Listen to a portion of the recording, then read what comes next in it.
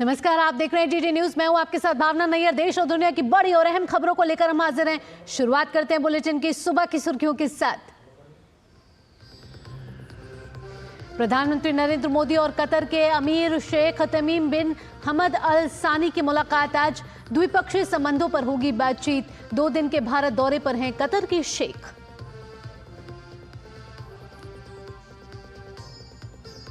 ज्ञानेश कुमार होंगे देश के अगले मुख्य चुनाव आयुक्त। आज रिटायर हो रहे वर्तमान सीईसी राजीव कुमार की लेंगे जगह।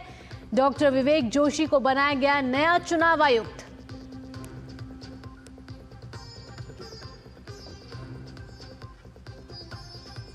जम्मू कश्मीर में नए आपराधिक कानूनों के कार्यान्वयन की समीक्षा करेंगे केंद्रीय गृह मंत्री अमित शाह।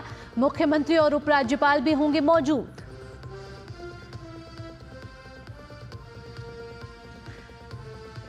दिल्ली में बीजेपी सरकार के शपथ ग्रहण समारोह की तैयारियां तेज। साथी नेताओं के साथ साथ आज रामलीला मैदान जाएंगे प्रदेश अध्यक्ष वीरेंद्र सचदेवा। सीएम के नाम का कल होगा खुलासा। और सऊदी अरब की राजधानी रियाद में शीर्ष अमेरिकी और रूसी राजनयिकों की बैठक। रूस यूक्रेन संघर्ष को खत्म करने पर होगी चर्चा। और अब खबरें विस्तार से। कतर के अमीर शेख तमीम बिन हमद अल सानी भारत के 2 दिवसीय यात्रा पर कल नई दिल्ली पहुंचे। राष्ट्रपति भवन में आज उनका औपचारिक स्वागत किया जाएगा। कतर के अमीर आज नई दिल्ली के हैदराबाद हाउस में प्रधानमंत्री के साथ द्विपक्षीय बैठक करेंगे। इसके साथ ही दोनों देशों के बीच कई समझौता ज्ञापनों पर भी हस्ताक्षर होंगे। बैठक में द्विपक्षीय सहयोग में हुई प्रगति की समीक्षा की संभावना है। कतर के अमीर आज शाम राष्ट्रपति से भी मुलाकात करेंगे। कतर के अमीर शेख तमीम बिन हमद अल सानी के भारत पहुंचने पर प्रधानमंत्री नरेंद्र मोदी उनके स्वागत के लिए खुद एयरपोर्ट पहुंचे थे। पीएम ने अतिथि नेता का गर्मजोशी से स्वागत किया। कलाकारों ने परंपरागत अंदाज से कतर के अमीर और उनके प्रतिनिधि मंडल का अभिनंदन भी किया। उच्च स्तरीय प्रतिनिधि मंडल में मंत्री, वरिष्ठ अधिकारी और एक व्यापारिक दल भी शामिल है। कतर के अमीर की यह भारत यात्रा का दूसरा राजकीय यात्रा है। हाल के वर्षों में व्यापार, निवेश, ऊर्जा, प्रौद्योगिकी, संस्कृति और लोगों के बीच आपसी संबंधों के क्षेत्रों में दोनों देशों के बीच संबंध लगातार मजबूत हुए हैं।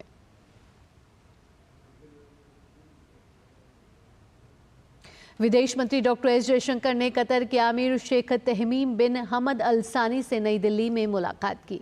इसके बाद विदेश मंत्री ने एक्स पर एक पोस्ट में कहा कि नई दिल्ली में राजकीय यात्रा पर आए कतर के अमीर तमीम बिन हमद अल सानी से मुलाकात कर सम्मानित महसूस कर रहे। कई क्षेत्रों में दोनों देशों के सहयोग को आगे बढ़ाने के लिए उनके मार्गदर्शन की विदेश मंत्री ने सराहना की और उम्मीद जताई कि प्रधानमंत्री नरेंद्र मोदी के साथ उनकी बातचीत से दोनों देशों की दोस्ती के करीबी रिश्ते और मजबूत होंगे।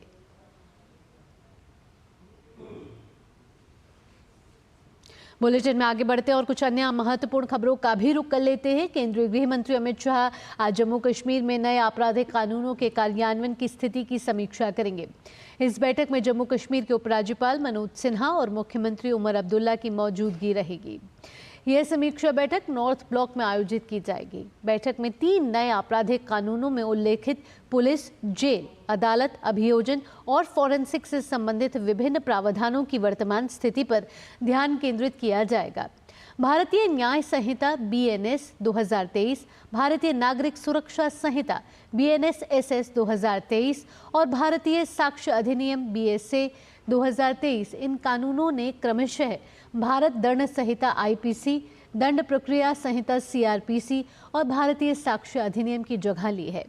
बैठक में केंद्रीय गृह सचिव, जम्मू कश्मीर के मुख्य सचिव, राज्य के पुलिस महानिदेशक, राष्ट्रीय अपराध रिकॉर्ड ब्यूरो के महानिदेशक और केंद्रीय गृह मंत्रालय और केंद्र शासित प्रदेश सरकार दोनों के कई वरिष्ठ अधिकारी भी भाग लेंगे।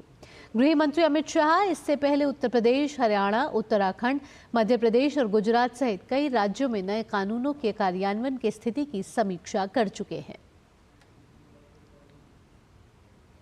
चुनाव आयुक्त ज्ञानेश कुमार को नया मुख्य निर्वाचन आयुक्त नियुक्त किया गया है।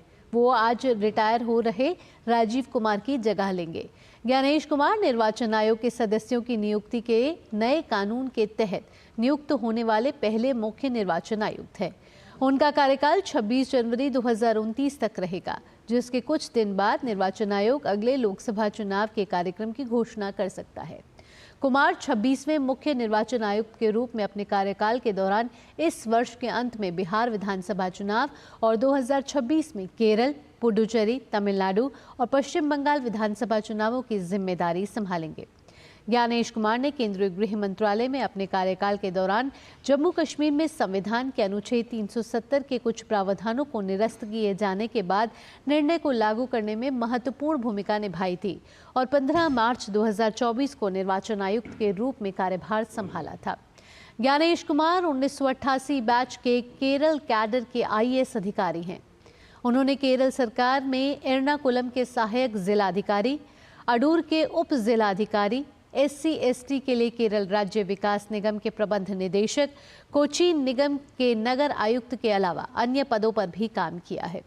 केरल सरकार के सचिव के रूप में कुमार ने वित्त संसाधन, फास्ट ट्रैक परियोजनाओं और लोक निर्माण विभाग जैसे विविध विभागों को संभाला है। भारत सरकार में उन्हें रक्षा मंत्रालय में संयुक्त सचिव, गृह मंत्रालय में संयुक्त सचिव एवं अतिरिक्त सचिव, संसदीय कार्य मंत्रालय में सचिव और सहकारिता मंत्रालय में सचिव के रूप में काम करने का समृद्ध अनुभव है।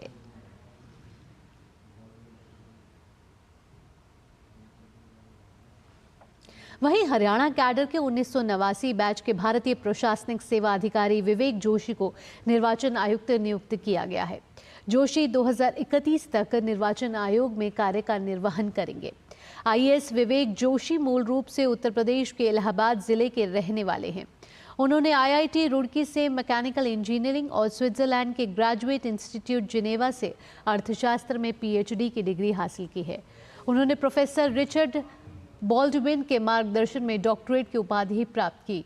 वह रुड़की विश्वविद्यालय के पूर्व छात्र हैं, जहां उन्होंने 1987 में मैकेनिकल इंजीनियरिंग में BE किया था। 2014 से 2017 के दौरान उन्होंने भारत सरकार के वित्त मंत्रालय में संयुक्त सचिव के रूप में कार्य किया है। आयोग में शामिल होने से पहले चंद्रा ने CBDT से इस्तीफा दे दिया था। हरियाणा के पूर्व मुख्य सचिव जोशी जनवरी 2019 से केंद्रीय प्रतिनियुक्ति पर थे। दिल्ली के ऐतिहासिक रामलीला मैदान में एक बार फिर सरकार का शपथ ग्रहण समारोह आयोजित होने जा रहा है। इस बार भाजपा सरकार के इस शपथ ग्रहण समारोह की तैयारियों के तहत दिल्ली सरकार और MCD ने मैदान को सजाने का काम शुरू कर दिया है। यहाँ 20 फरवरी को होने वाले इस शपथ ग्रहण समारोह में नवनियुक्त मुख्यमंत्री और उनके सहयोगी मंत्री शपथ लेंगे। शपथ ग्रहण समारोह की तैयारियों का जायजा लेने के लिए आज भाजपा प्रदेश अध्यक्ष वीरेंद्र सचदेवा, विनोद तावड़े, तरुण चुग समेत कई नेता रामलीला मैदान पहुंचेंगे। सूत्रों के अनुसार दिल्ली में बीजेपी विधायक दल की बैठक 19 फरवरी को होनी है, जिसमें दिल्ली के नए मुख्यमंत्री के नाम पर मोहर लग जाएगी। दिल्ली विधानसभा चुनाव में शानदार प्रदर्शन करते हुए दिल्ली ने 2/3 बहुमत हासिल कर आम आदमी पार्टी को एक दशक बाद सत्ता से बाहर किया है। परिणाम आने के बाद से ही दिल्ली में सरकार गठन को लेकर बैठकों का दौर जारी है। दिल्ली का नया मुख्यमंत्री कौन होगा, इस बात पर भले ही अभी सस्पेंस बना हुआ हो और संभावित 19 फरवरी को दिल्ली में बीजेपी विधायक दल की बैठक होगी, जिसमें नए CM के नाम का ऐलान किया जाएगा। लेकिन कहा जा रहा है कि 20 फरवरी को जो शपथ ग्रहण की तारीख है वो तय हो गई है और जगह भी तय हो गई है जहां पर शपथ ग्रहण समारोह होना है और वहां पर तैयारियां शुरू हो गई है। आप देखिए, इस वक्त हम मौजूद हैं दिल्ली के ऐतिहासिक रामलीला मैदान पर, जहां पर शपथ ग्रहण की तैयारी शुरू हो गई है। 27 वर्ष बाद बीजेपी की दिल्ली में शानदार वापसी हुई है, लिहाजा रामलीला मैदान को चुना गया है भव्य शपथ ग्रहण समारोह के लिए। प्रधानमंत्री नरेंद्र मोदी और NDA शासित राज्यों के मुख्यमंत्री और उप मुख्यमंत्रियों के इस शपथ ग्रहण समारोह में शामिल होने की उम्मीद है और साथ ही साथ बड़ी संख्या में बीजेपी कार्यकर्ता और दिल्ली की जनता मौजूद रहेगी। इसीलिए रामलीला मैदान को चुना गया है। तमाम VVIP मौजूद होंगे और मौजूद होगी दिल्ली की जनता। तो भले ही अभी सस्पेंस बरकरार है कि कौन होगा दिल्ली का मुख्यमंत्री, लेकिन जहां पर शपथ ग्रहण समारोह होना है वहां तैयारियां शुरू हो चुकी हैं दिल्ली के ऐतिहासिक रामलीला मैदान में। कैमरामैन राधे कृष्ण के साथ शैलेंद्र मिश्र, डीडी न्यूज, दिल्ली। आज प्रधानमंत्री फसल बीमा योजना के 9 वर्ष पूरे हो जाएंगे। प्रधानमंत्री नरेंद्र मोदी द्वारा 2016 में शुरू की गई यह योजना फसलों को प्राकृतिक आपदाओं के कारण होने वाले नुकसान के खिलाफ एक सुरक्षा कवच प्रदान करती है। ये सुरक्षा न केवल किसानों की आय को स्थिर बनाती है, बल्कि उन्हें नई पद्धतियों को अपनाने के लिए भी प्रोत्साहित करती है। इसका मकसद ओलावृष्टि, सूखा, बाढ़, चक्रवात, भारी और बेमौसम बारिश, बीमारी और कीटों के हमले आदि जैसी प्राकृतिक आपदाओं से हुई फसल क्षति से पीड़ित किसानों को वित्तीय सहायता प्रदान करना है। योजना की सफलता और क्षमता को देखते हुए केंद्रीय मंत्रिमंडल ने जनवरी 2025 में 69,500 करोड़ रुपए से अधिक के कुल बजट के साथ साथ प्रधानमंत्री फसल बीमा योजना और पुनर्गठित मौसम आधारित फसल बीमा योजना को वर्ष 2025-26 तक जारी रखने की मंजूरी दे दी है। केंद्रीय ग्रामीण विकास एवं कृषि मंत्री शिवराज सिंह चौहान मध्य प्रदेश के रायसेन में 26 राज्यों और 3 केंद्र शासित प्रदेशों के 152 शहरी स्थानीय निकायों में शहरी बस्तियों के राष्ट्रीय स्थानिक ज्ञान आधारित भूमि सर्वेक्षण नक्शा का उद्घाटन करेंगे। भारत सरकार के ग्रामीण विकास मंत्रालय के भूमि संसाधन विभाग ने इस पायलट कार्यक्रम की शुरुआत की है।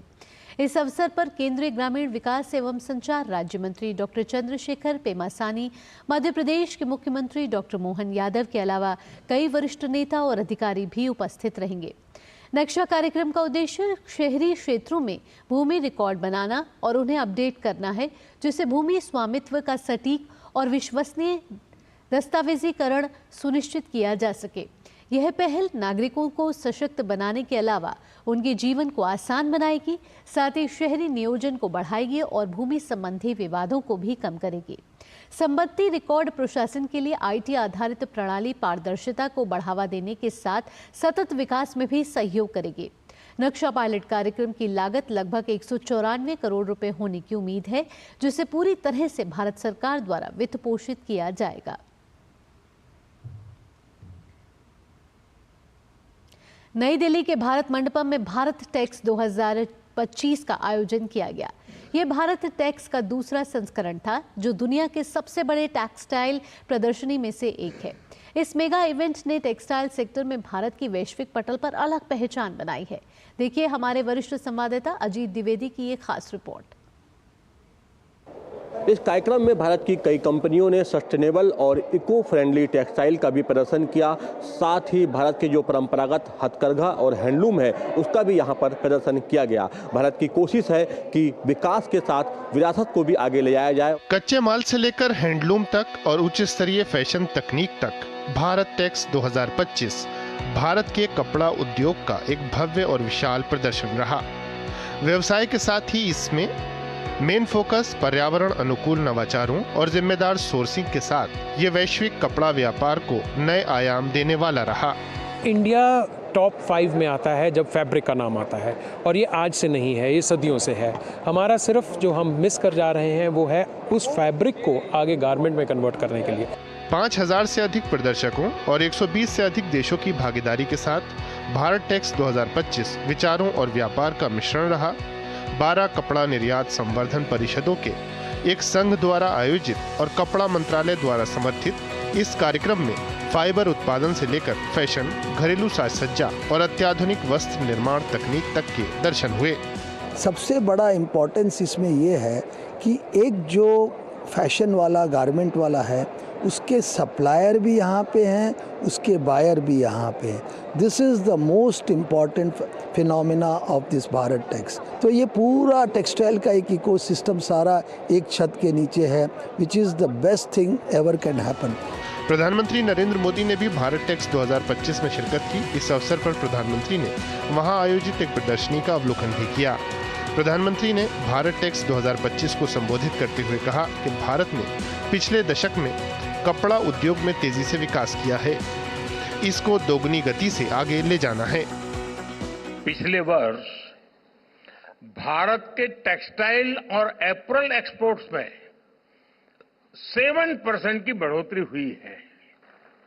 आज हम दुनिया के छठे सबसे बड़े टेक्सटाइल और एपरल्स एक्सपोर्टर है। हमारा टेक्सटाइल निर्यात 3 लाख करोड़ रुपए तक पहुंच चुका है। अब हमारा लक्ष्य है 2030 तक हम इसे 9 लाख करोड़ रुपए तक लेकर जाएंगे। Resilient global value chains and textile sustainability रखी गई थी। 70 सम्मेलन सत्रों, सीईओ राउंड टेबल्स और B2B बैठकों के साथ यहाँ भारत के कपड़ा उद्योग को वैश्विक स्तर पर एक नई पहचान मिली है। हमें काफ़ी अच्छा रिस्पांस रहा है। लास्ट ईयर्स के दौरान हमने जो कंट्रीज़ के मेहमान और बायर्स को इनवाइट किया था, उससे ये बार हमने कई और नए देशों से भी मेहमानों को और बायरों को इनवाइट किया और वो लोग आए। भारत टेक्स प्लेटफॉर्म कपड़ा उद्योग का सबसे बड़ा आयोजन है। भारत टेक्स 2025 में कच्चे माल से लेकर तैयार उत्पादों तक की संपूर्ण वस्त्र मूल्य श्रृंखला को एक साथ एक ही मंच पर लाया गया, जिससे भारतीय कपड़ा उद्योग को एक नई पहचान तो मिली ही, साथ ही इस क्षेत्र में विकास की नई संभावनाएं भी पैदा हुई हैं। 4 दिन तक चले टेक्सटाइल सेक्टर के इस महाकुंभ में दुनिया ने भारत की टेक्सटाइल सेक्टर में बढ़ती हुई ग्रोथ और टेक्निक को काफ़ी करीब से देखा है। यहाँ पर कई सेशन हुए जिसमें कि B2B मीटिंग और कई सत्र आयोजित किए जिसमें कि तमाम टेक्सटाइल सेक्टर के दिग्गज एक साथ शामिल हुए। कई कंपनियों के सीईओ ने यहाँ पर बैठकें की और कई बिजनेस डील्स भी यहाँ पर हुई। उम्मीद है कि टेक्सटाइल सेक्टर में भारत आने वाले समय में सिरमौर बनेगा। कैमरामैन प्रवीण के साथ अजीत द्विवेदी, DD न्यूज, दिल्ली। बढ़ते आगे, आज से उत्तर प्रदेश विधानमंडल का बजट सत्र शुरू हो रहा है। सत्र की शुरुआत राज्यपाल आनंदीबेन पटेल के अभिभाषण से होगी। इसके साथ ही 20 फरवरी को प्रदेश का बजट पेश होगा। सदन चलने से पहले विधानसभा अध्यक्ष सतीश महाना की अध्यक्षता में सर्वदलीय बैठक बुलाई गई थी। बैठक में मुख्यमंत्री योगी आदित्यनाथ ने सभी राजनीतिक दलों से सत्र की कार्यवाही को सुचारू रूप से चलाने में सहयोग करने की बात कही। मुख्यमंत्री योगी आदित्यनाथ ने सत्र में जनहित के मुद्दों पर अधिक से अधिक सदन में रखने की बात कर रहे हैं। वहीं विपक्ष कई मुद्दों को लेकर सरकार को घेरने की रणनीति बना रहा है। उधर राजस्थान की भजनलाल सरकार कल 19 फरवरी को अपना बजट पेश करने वाली है। राजस्थान के लोगों की नजरें इस बजट पर टिकी हुई हैं। इस बीच डिप्टी सीएम और वित्त मंत्री दिया कुमारी ने कहा है कि आने वाले बजट राजस्थान की जनता के लिए ऐतिहासिक बजट होगा। बढ़ते आगे, मध्य प्रदेश सरकार ने राज्य की 19 फरवरी को पेश होगा राजस्थान का बजट। वित्त मंत्री दिया कुमारी ने आगामी बजट को लेकर दिए बड़े संकेत। बजट राजस्थान की जनता के लिए होगा ऐतिहासिक। दीर्घकालिक विकास योजनाओं के साथ काम करने में जुटी है राजस्थान सरकार। राजस्थान विधानसभा में आगामी 19 फरवरी को राज्य का बजट पेश किया जाएगा। डिप्टी सीएम दिया कुमारी साल 2025-26 का बजट पेश करेंगी। आज बजट सत्र को लेकर विधानसभा में सर्वदलीय बैठक का आयोजन किया गया। राज्य के कानून और संसदीय कार्य मंत्री जोगाराम पटेल ने सर्वदलीय बैठक के बाद बताया कि बैठक में बजट सत्र को लेकर सौहार्दपूर्ण चर्चा हुई। उन्होंने कहा कि सभी दलों ने सहयोग देने की बात कही है। वहीं सरकार की ओर से यह भी कहा गया है कि विपक्ष के किसी भी सवाल पर 20 फरवरी को जवाब दिया जाएगा। बजट सत्र के दौरान हम विधानसभा के सत्र में पक्ष और विपक्ष अपनी अपनी बात रखेंगे और जो बात रखेंगे उसका सरकार हर वक्त जवाब देगी। 19 तारीख को बजट का वाचन होगा और बजट वाचन के उपरांत अगर विपक्ष को कोई बात कहनी है तो 20 तारीख को क्वेश्चन आवर्स के बाद वो अपनी बात कहेंगे और सरकार को जवाब देने की आवश्यकता होगी तो सरकार उसका जवाब देगी। वहीं दूसरी ओर नेता प्रतिपक्ष टीकाराम जूली ने कहा कि सरकार की ओर से कैबिनेट मंत्री किरोड़ीलाल मीणा द्वारा कथित फोन टेपिंग मामले पर आधिकारिक बयान देकर स्पष्टीकरण दिया जाना चाहिए। जो हमारी डिमांड थी कि सरकार का मंत्री सरकार के ऊपर फोन टेपिंग का आरोप लगा रहा है और सरकार उस पर जवाब नहीं दे रही है, हमने अपनी डिमांड को दोहराया है राजस्थान सरकार का मानना है कि 19 फरवरी को आने वाला बजट राजस्थान के लोगों के लिए ऐतिहासिक होगा और भाजपा सरकार केवल 4 साल की योजनाओं पर काम नहीं कर रही बल्कि दीर्घकालिक विकास योजनाओं के साथ काम करने में जुटी हुई है। राज्य का बजट 19 फरवरी को पेश किया जाएगा, जिसके लिए आज डॉक्टर वासुदेव देवनानी की अध्यक्षता में सर्वदलीय बैठक आयोजित हुई, जिसमें सभी दलों के नेता शामिल हुए। बैठक के बाद संसदीय कार्य मंत्री जोगाराम पटेल ने कहा कि यह बैठक सौहार्दपूर्ण माहौल में हुई। हालांकि बजट सत्र के दौरान भी हंगामा होने की भरपूर संभावना है। किरोड़ी लाल मीणा से जुड़े तथा कथित फोन टेपिंग मामले को उठाए जाने की बजट सत्र में पूरी संभावना है। मुरारी गुप्ता, दूरदर्शन समाचार, जयपुर। और आइए आगे बढ़ते हुए अब बात कर लेते हैं दिव्य भव्य महाकुंभ की।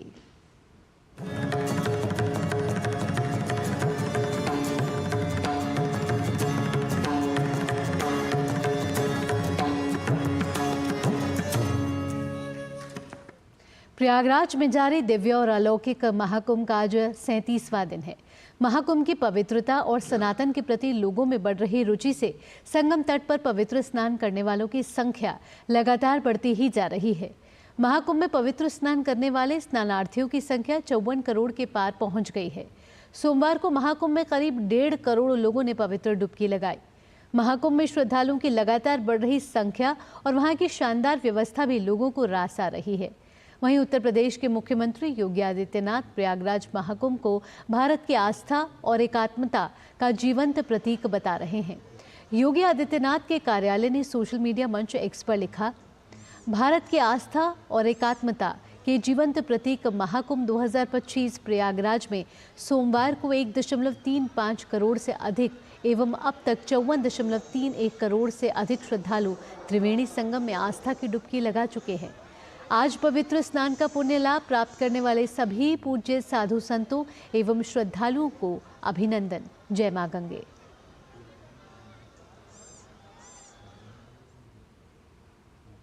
प्रयागराज में चल रहे महाकुंभ में आम से लेकर खास तक सभी का पुण्य स्नान जारी है। केंद्रीय श्रम और रोजगार तथा युवा मामले और खेल मंत्री डॉक्टर मनसुख मंडाविया ने भी संगम तट पहुंचकर पवित्र स्नान किया। इस दौरान उन्होंने अपने परिवार संग संगम तट पर पूजा अर्चना भी की।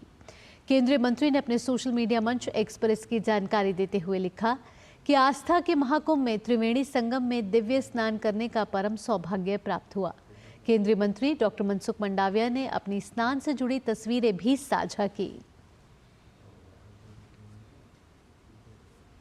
आगे बढ़ते हैं, अंतर्राष्ट्रीय खबरों का रुख कर लेते हैं। रूस यूक्रेन संघर्ष की समाप्ति की प्रक्रिया में सऊदी अरब की राजधानी रियाद महत्वपूर्ण स्थल बन सकता है।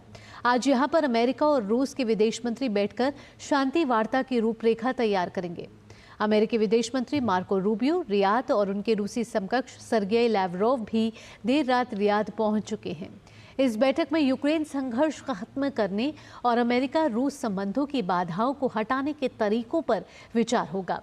यह वार्ता रूसी और अमेरिकी अधिकारियों के बीच वर्षों बाद पहली उच्च स्तरीय चर्चा होगी।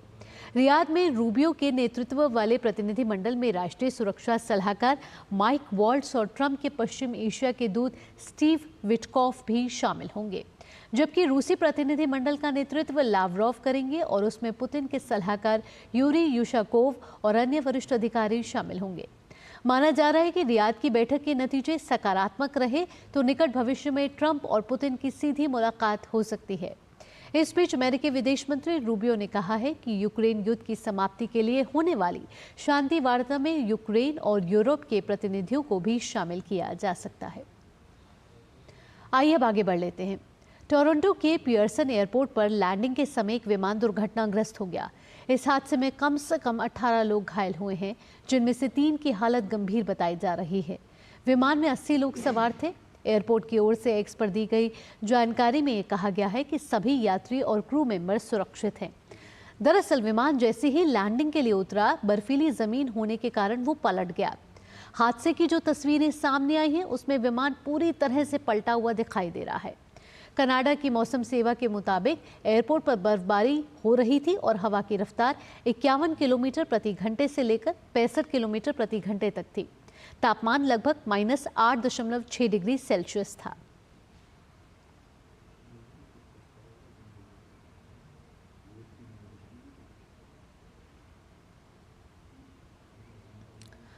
बढ़ते आगे, असम राइफल्स और नॉर्थ ईस्ट संगठन सोशल वेलफेयर द्वारा राजधानी में यूनिटी उत्सव का आयोजन किया जा रहा है। पहली बार आयोजित किए जा रहे इस इवेंट में उत्तर पूर्व भारत के सभी राज्यों के 1000 से अधिक छात्र छात्राएं हिस्सा ले रहे हैं। असम राइफल्स के महानिदेशक के मुताबिक खेलों से जोड़कर युवाओं की ऊर्जा को सही दिशा में मोड़ा जा सकता है। स्पोर्ट्स जो है वो पूरा एक एक ज़िंदगी है। You live a life time of 90 minutes on a football field. You experience all emotions and अगर आप स्पोर्ट्स को एम्ब्रेस करते हैं तो आप ज़िंदगी को एम्ब्रेस करते हैं और उसी के साथ साथ आप अपने देश को और जिस तरह आपकी सोसाइटी है, आपका देश है, उन सबको एम्ब्रेस करते हैं। तो यू बेसिकली आपका नज़रिया बदल जाता है पूरा ज़िंदगी को देखने का। So definitely yes, and youth is the strength of the nation and what better way rather than to engage them with some creativity, sports or whatever creativity they want to do. और इसी के साथ इस bulletin में इतना ही। अगला कार्यक्रम आप देखेंगे नया सवेरा मेरी सहयोगी शहला निगार के साथ। फिलहाल के लिए मुझे दीजिए अनुमति। नमस्कार।